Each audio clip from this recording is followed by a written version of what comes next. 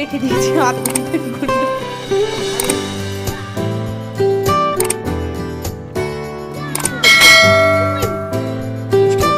কেমন আছে দাদু?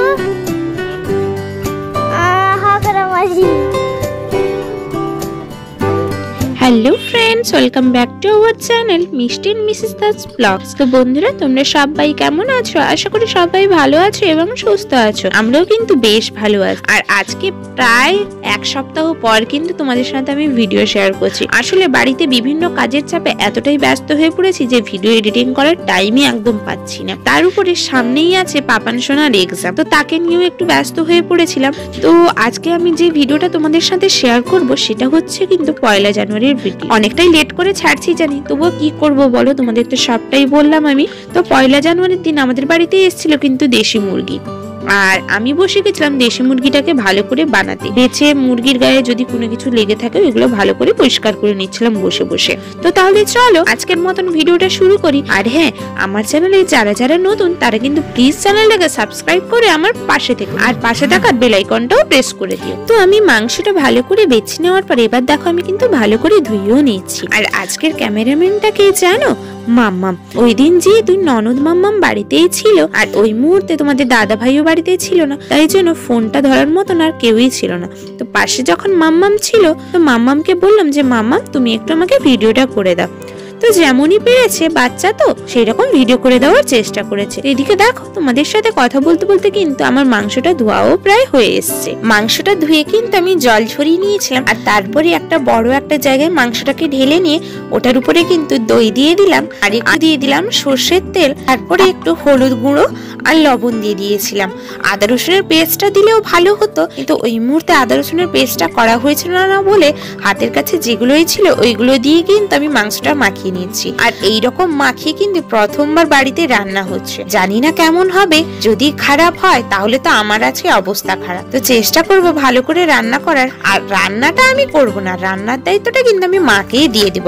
এতগুলো মাংস আমার পক্ষে কিন্তু রান্না করা সম্ভব নয়। কাছাকাছি 4 কেজি মাংস আমি কি রান্না করতে পারি বলো? যাই হোক, এবার কিন্তু আমার মাংস মাখানোটাও হয়ে গেছে। তো কিছুক্ষণের ঢাকা দিয়ে আমি প্রায় 1 ঘন্টা মতন রেখে দেবো। আর ততক্ষণে আমি ওদিকে কিন্তু মাংসে যেসব মশলাপাতি লাগবে ওগুলোও কাটাকুটি করে। তো এবার কিন্তু আমি বসে গেছি মশলাপাতি কাটাকুটি করার জন্য। আর মশলা কাটতে কাটতে কিন্তু আমি বসে মার সাথে কথা বলছি।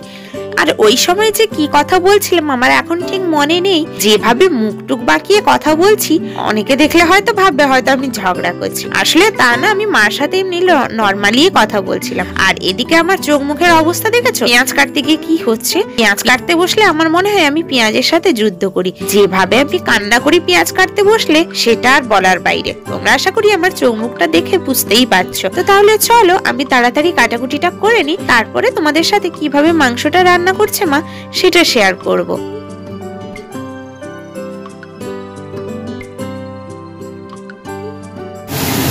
আমার পেঁয়াজ কেটে কেটে অবস্থা খারাপ, চোখ টোকে জল টল বেরিয়ে অবস্থা একদম খারাপ হয়ে গেছে। আর এদিকে কিন্তু মা অলরেডি রান্নাটা বসিয়ে দিয়ে, এই যে এখন পেঁয়াজ ভাজা চলছে।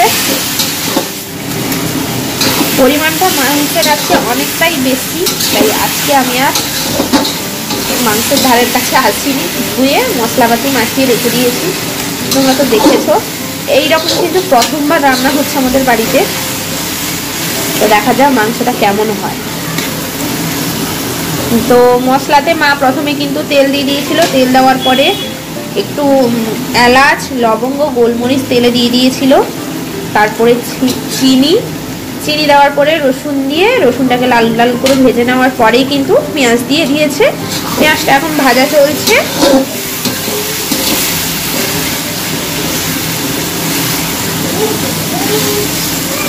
চলো আমি ওদিকে আর বাদ বাকি কাটাকুটিটা করে নিই।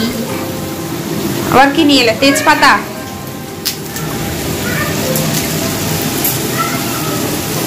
যাই হোক, মার কিন্তু এবার মশলা কষানোটা খুব ভালো করেই হয়ে গেছে। তারপরে ওই যে মাংসটা ম্যারিনেট করে প্রায় কাছাকাছি 1 ঘন্টার মতন আমি ঢাকাতে রেখে দিয়েছিলাম, ওই মাংসটা কিন্তু এবার মা মশলাতে দিয়ে দিল। তো এবার কি মাংসটা ভালো করে কষিয়ে নিলেই কিন্তু আজকের আমাদের দেশি মুরগির রান্নাটা পুরোপুরি কমপ্লিট হয়ে যাবে। আর কিভাবে মাংস তো কষানো হলো তোমরা তো দেখলেই।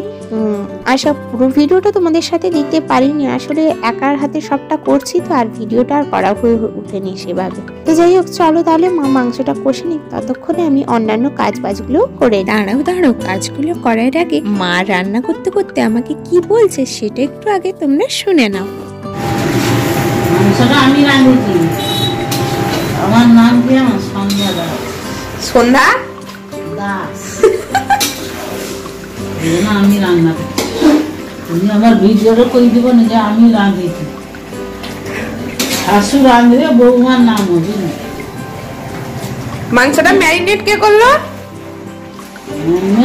কষ্ট করে মা, তুমি খালি খুন্তি নাড়ছো, আমি যে পুরোটা কাটাকুটি করলাম।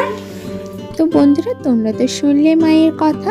আর হ্যাঁ, কথা বলতে বলতে তোমাদের সাথে এদিকে দেখো মাংস কষানোটাও হয়ে গেছে। তারপরে উপর থেকে মা কিন্তু আলু দিয়ে দিল। আর বাঙালির ঘরে মাংসের সাথে ঠিক আলুটা না হলে জমে না, সেই মতন আমাদের ঘরেও একটু মাংসের সাথে বেশ অনেক কটা আলুও দিয়ে দেওয়া হলো। তাহলে চলো, মাকে আর বেশি বিরক্ত করবো না, মা ভালো করে মাংসটা কষিয়ে নিতে এবার। মাংস কষানোর পরে মা কিন্তু সবাইকে অল্প অল্প করে কষা মাংস বের করে দিয়েছে। প্রথমে মাম খাচ্ছিল, আর একটা বাটিতে কিন্তু মাসিকেও দিয়ে দেওয়া হয়েছে। আর হ্যাঁ বন্ধুরা, তোমাদের সাথে একটা তো কথা বলাই হয়নি, আজকে 1 জানুয়ারিতে কিন্তু মাসির বাড়ির সবাই আমাদের বাড়িতে আজকে খাওয়া দাওয়া করবে। আর আজকে খাওয়া দাওয়া যেখানে হবে সেটা হচ্ছে ছাদে। শীতে ছাদে বসে রোদে খাওয়ার আমেজটাই আলাদা, তাই না?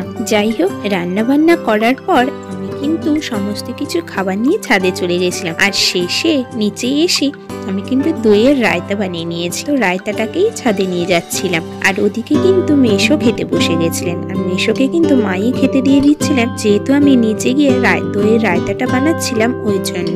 মেশো খেতে বসেছিলেন। তারপরে কিন্তু আমার ছোট ননদ চলে আসতে ছোট ননদকেও বললাম যে তুমিও বসে পড়ো, তোমাকে খেতে দিয়ে দিচ্ছি। আর মাকেও বললাম, মা তুমিও বসে যাও। যেহেতু বাবা আর তোমাদের দাদা ভাই কেউই এসেছিল না, তার সাথে ননদেরও কিছু কাজ ছিল, তো ননদ বললেন আমরা একটু পরে খাবো। আর মাসি কিছু কাজের জন্য বাড়ি চলে গেছিল, তো তাই জন্য মাকে বললাম, মা তুমি খেয়ে না, তারপরে না হলে সবাই এলে একসাথে বসে যাব আমরা। তাই জন্য মা আর আমার ছোট ননদকে আমি খেতে দিয়ে দিচ্ছিলাম। ছাদে খাওয়া দাওয়া করতে করতে একটু ভাতের দরকার ছিল, তাই জন্য আমি আবার নিচে এসে কিন্তু ভাতটা নিয়ে যাচ্ছি। আর এই যে ভিডিওটা করে দিচ্ছে, এই ভিডিওটা কিন্তু তোমাদের দাদা ভাই করে দিচ্ছিল। তো যাই হোক, এবার চলো আমরাও খাওয়া দাওয়াটা করে নিই। আর আজকের ভিডিওটা কিন্তু এখানেই শেষ করছি। ভিডিওটা কেমন লাগলো তোমরা কিন্তু অবশ্যই কমেন্ট করে জানিও। আর ভিডিওটা যদি ভালো লেগে থাকে তাহলে চ্যানেলটাকে লাইক, কমেন্ট, শেয়ার আর সাবস্ক্রাইব করে দিও। পাশে থাকার বেল আইকনটাও প্রেস করে দিও, দিলে আমার চ্যানেলের যে কোনো ভিডিও নোটিফিকেশন কিন্তু আগে তোমরা পেয়ে যাবে। তাহলে আজকের মতন চলি বন্ধুরা, আবার দেখা হচ্ছে নিত্য নতুন ব্লগের মাধ্যমে। ততক্ষণ তোমরা সঙ্গে থেকো, সুস্থ থেকো, সবাই ভালো থেকো, টাটা।